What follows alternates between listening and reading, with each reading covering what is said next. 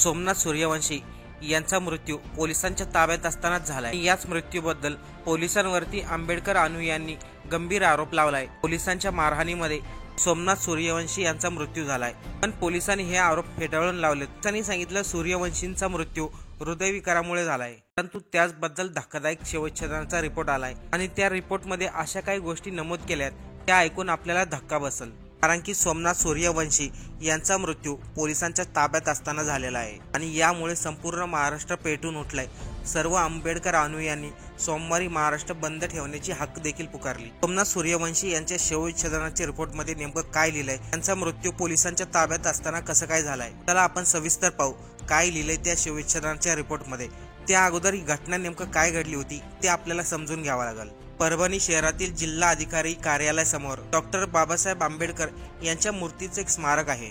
या स्मारकासमोर एका काचेच्या पेटीमध्ये भारतीय संविधानाची एक प्रत ठेवली होती। मंगळवारी 10 डिसेंबरला सायंकाळी 5 ते 5:30च्या सुमारास संविधानाच्या या प्रतिकृतीची विटंबना करण्याची घटना घडली। सोपान पवार या व्यक्तीच्या नावानं काचेच्या पेटीमध्ये ठेवलेली संविधानाची प्रत त्या ठिकाणी तोडफोड केली आणि संविधानाची प्रत त्याचा अपमान करण्याचा प्रयत्न केला। हा प्रकार लक्षात येताच तिथे उपस्थित असलेले स्थानिक लोक चांगलेच संतापले। त्यामुळे स्थानिक लोकांनी सोपान पवार या व्यक्तीला चांगला चोप दिला।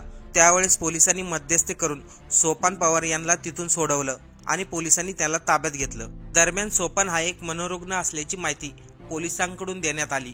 संविधानाचा अपमान केल्याची ही घटना संपूर्ण परभणी जिल्ह्यामध्ये वाऱ्यासारखी पसरली। परभणी शहरातील आंबेडकर अनुयायांनी या घटनेबद्दल आपला संताप व्यक्त केला। परभणी शहरातील सर्व आंबेडकर अनुयायी ज्या ठिकाणी ही घटना घडली होती त्याच डॉक्टर बाबासाहेब आंबेडकरांच्या स्मारकाजवळ जमले आणि तेथील रस्ता रोको करत मोठी घोषणाबाजी केली। तसेच तिथे जवळ असलेल्या रेल्वे स्टेशनमध्ये काही आंदोलनकर्ते शिरले आणि रेल्वे स्टेशनवरती ट्रॅकवरती उतरून अर्धा तास रेल्वे रोको आंदोलन केले। बुधवारी 11 डिसेंबर रोजी या घटनेचा निषेध म्हणून पूर्ण परभणी बंद ठेवण्याची हाक आंबेडकर अनुयायांनी पुकारली। जिल्ह्यामधील सर्व शाळा, कॉलेज आणि दुकानं बंद ठेवण्यात आली। दुपारपर्यंत परभणीमध्ये सर्व काही शांततेमध्ये चाललं होतं। दुकानं देखील बंद ठेवण्यात आली होती। अचानक दुपारी परभणीमध्ये हिंसक वातावरण पाहायला मिळालं। काही परिसरामध्ये टायर जाळत लोकांनी रस्ता रोको करण्याचा प्रयत्न केला। मोठमोठ्याने घोषणाबाजी करत थांबलेल्या लोकांनी वेगवेगळ्या ठिकाणी दगडफेक आणि दुकानाची तोडफोड करण्यात आली। तसेच रस्त्यावरील वाहने, जिल्हा अधिकारी कार्यालय या ठिकाणी देखील लोकांनी तोडफोड केल्याची घटना घडली। त्यावेळेस परभणीची परिस्थिती नियंत्रणामध्ये आणण्यासाठी पोलिसांनी सौम्य लाठीचार्ज केला आणि त्यामधील 50 आंदोलकांना ताब्यात घेतलं। त्यामुळे परभणीचे जिल्हा अधिकारी गावडे यांनी जमावबंदीचे आदेश लागू केले। कोणत्याही अफवा लोकांपर्यंत पसरू नये म्हणून इंटरनेट आणि अन्य सेवाही बंद करण्यात आल्या। 12 डिसेंबरला मात्र सर्व व्यापाऱ्यांनी आणि सर्व दुकानदारांनी जिल्हा अधिकारी आणि पोलीस प्रशासनाला दुकानामध्ये आणि दुकानाची झालेली भरपाई मागितली।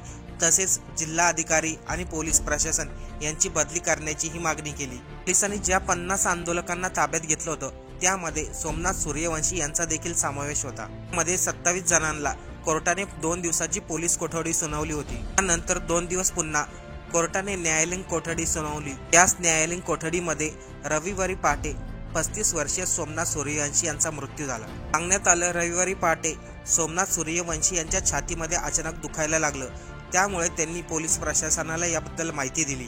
तेव्हा पोलिसांनी लगेचच त्यांना जिल्हा रुग्णालयामध्ये दाखल केलं, पण तिथे उपचारादरम्यान सोमनाथ सूर्यवंशी यांचा मृत्यू झाला। सोमनाथ सूर्यवंशी यांचे मृत्यू झाल्याची बातमी परभणीमधील नागरिकांपर्यंत पोहोचली। शांत झालेले हे वातावरण पुन्हा एकदा परभणीमध्ये भडकलं। सोमनाथ सूर्यवंशी यांचा पोलीस कोठडीमध्ये मृत्यू झाल्यामुळे पुन्हा रविवारी सर्व आंबेडकर अनुयायांनी जिल्हा अधिकारी कार्यालयासमोर ठिय्या आंदोलन केले। तसेच सोमनाथ सूर्यवंशी यांच्या मृत्यूला कारण असणारे सर्व पोलीस अधिकारी यांच्या विरोधात महाराष्ट्रातील सर्व आंबेडकर अनुयायांनी महाराष्ट्र बंद ठेवण्याची हाक पुकारली। पुढे आज सोमवारी परभणीमध्ये शांततेमध्ये आंदोलन करण्याचं ठरवलं। प्रशासनाच्या मारहाणीमध्ये सोमनाथ सूर्यवंशी यांचा मृत्यू झाला या घोषणा देत आंबेडकर अनुयायांनी या घटनेचा निषेध केला आणि सोमनाथ सूर्यवंशी यांचा शवविच्छेदन करण्याची मागणी घेतली। सुरुवातीला नांदेडच्या जिल्हा रुग्णालयामध्ये सोमनाथ सूर्यवंशी यांचा शवविच्छेदन करायचं ठरवलं होतं, परंतु आंबेडकर अनुयायांनी या घटनेला देखील विरोध केलाय। सोमनाथ सूर्यवंशी यांचा मृत्यू पोलिसांच्या मारहाणीत झालाय। त्यामुळे सोमनाथ सूर्यवंशी यांचा पोस्टमॉर्टम छत्रपती संभाजीनगरमध्ये करण्यात यावे अशी मागणी आंबेडकर अनुयायांनी केली होती। त्यामुळे रविवारी संध्याकाळी सूर्यवंशी यांचा मृतदेह छत्रपती संभाजीनगरकडे रवाना करण्यात आला होता। सूर्यवंशी यांचं पोस्टमॉर्टम छत्रपती संभाजीनगर मधील घाटी रुग्णालयात इन कॅमेरा करण्यात आलं। न्यायालयीन समितीच्या देखरेखीखाली हे पोस्टमॉर्टम करण्यात येते। त्या शवविच्छेदनाच्या रिपोर्टमध्ये अतिशय धक्कादायक माहिती समोर येते। रिपोर्टमध्ये लिहिलेलं आहे, सोमनाथ सूर्यवंशी यांच्या शरीराच्या अनेक भागावरती जखमा आहेत आणि ह्या जखमा मारहाणीमधून होतात हे सिद्ध होत आहे। त्यानंतर मात्र पोलिसांवरती आता गंभीर आरोप केले जात आहे। त्या व्यक्तीला 2 दिवसाची पोलीस कोठडी 2 दिवसाच्या न्यायालयीन कोठडीसाठी ताब्यात घेतलं होतं। त्या सोमनाथ सूर्यवंशीला पोलिसांनी मारहाण केली। त्या मारहाणीमध्ये सूर्यवंशी यांचा मृत्यू झाला। अगोदर परभणीमधील आंबेडकर अनुयायांनी सांगितलं होतं, परंतु पोलीस प्रशासन या घटनेला विरोध करत आहे। त्याबद्दल प्रकाश आंबेडकर नेमकं काय म्हणाले, चला सविस्तर पाहू। डिपार्टमेंट पोस्टमॉर्टम करतं आणि पॅथॉलॉजिकल डिपार्टमेंट असतं पोस्टमॉर्टम करतं।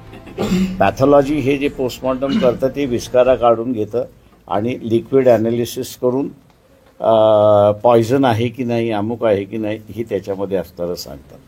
परंतु आता जे असणारं सूर्यवंशीचं जे असणारं फॉरेन्सिक डिपार्टमेंटने जे पोस्टमॉर्टम केलेलं आहे त्याच्यामध्ये सगळ्यात सूक्ष्म बाबी ह्या आलेल्या आहेत। त्याच्या नर्व्स कशा होत्या, त्याचे मसल्स कसे होते, त्याचे बोन्स कसे होते, त्याला शॉक नर्व्सला किती बसलेला आहे आणि त्याच्यामुळे कॉज ऑफ डेथ हे आता तिथे इस्टॅब्लिश झालेलं आहे की त्याला मारहाणीमुळे त्याचा कॉज ऑफ डेथ आहे अशी परिस्थिती आहे। मी शासनाला असं हे म्हणतोय की त्याच्यामध्ये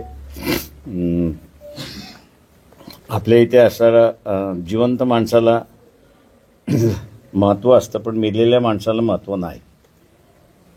तेव्हा MRI आणि CT स्कॅन हे जसं जिवंत माणसाचं मशीन आपण ठेवतो तसं ही जी ॲक्सिडेंटल डेथ आहेत या ॲक्सिडेंटल डेथच्या माणसाला सुद्धा MRI आणि CT स्कॅन हे जर मशीनमधून केलं तर तुमच्याकडे फॉरेन्सिक डिपार्टमेंट जरी नसेल तरी तुम्हाला असणारं त्याला इंजुरीज काय काय आहेत